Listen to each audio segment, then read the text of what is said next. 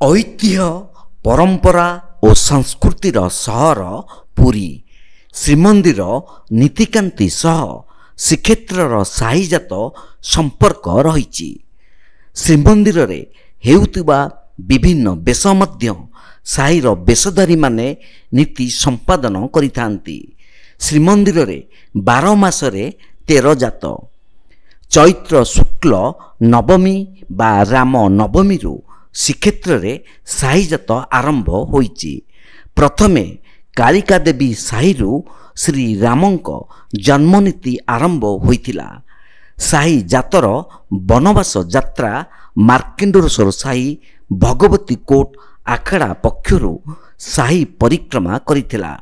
ମାର୍କଣ୍ଡେଶ୍ୱର ସାହିର ରାହାସ ମହାନ୍ତି ଜାଗା, ଭଟ୍ଟ ଜାଗା, ଝାଟି ଜାଗା, ସାତବଖରା ଜାଗା, ଗଦା ସାହାଣ ବଡ଼ ପୋଖରୀ ଜାଗା, ପାଣ୍ଡ ଜାଗା, ଦୁଆରୀ ଜାଗା, ବଡ଼ୁ ମହାପାତ୍ର ଜାଗାରୁ ସାହିଜାତ ବାହାରିଥିଲା।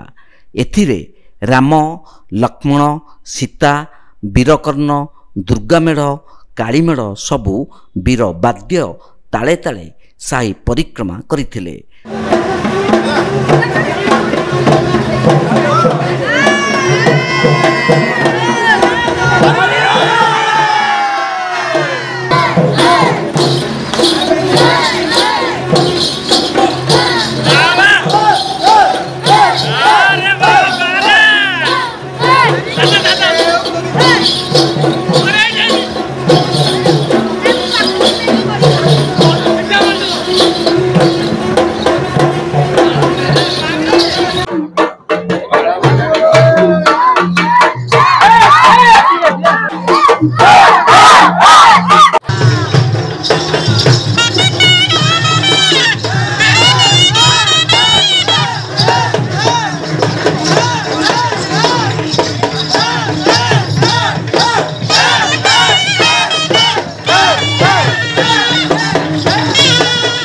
ସାହି ଜାତର ପଞ୍ଚମ ଦିନରେ ମାୟା ମୃଗ ଲୀଳା ଅନୁଷ୍ଠିତ ହୋଇଥିଲା।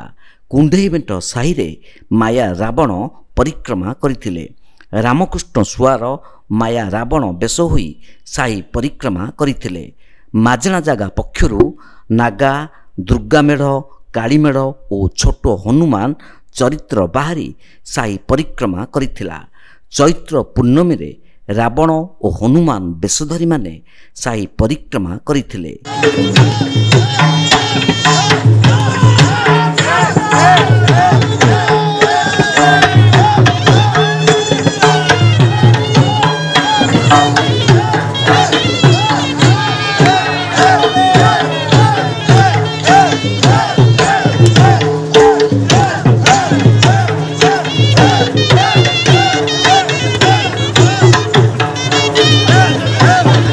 ମର୍ଦ୍ଦଳ, ମହୁରୀ ଓ ତେଲିଙ୍ଗି ବାଜାରେ ରାବଣ ନୃତ୍ୟ ପରିବେଷଣ ହୋଇଥିଲା।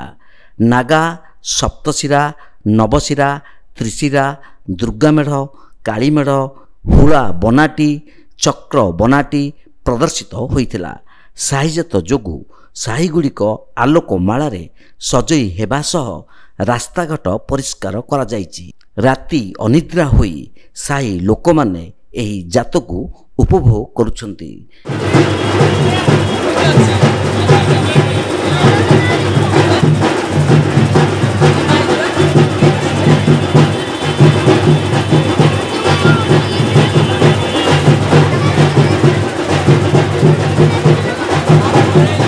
କ୍ୟାମେରା ପର୍ସନ ରବି ଜେନାଙ୍କ ସହ ସୁଧାଂଶୁକରଙ୍କ ରିପୋର୍ଟ, ତୀର୍ଥକ୍ଷେତ୍ର ଲାଇଭ୍।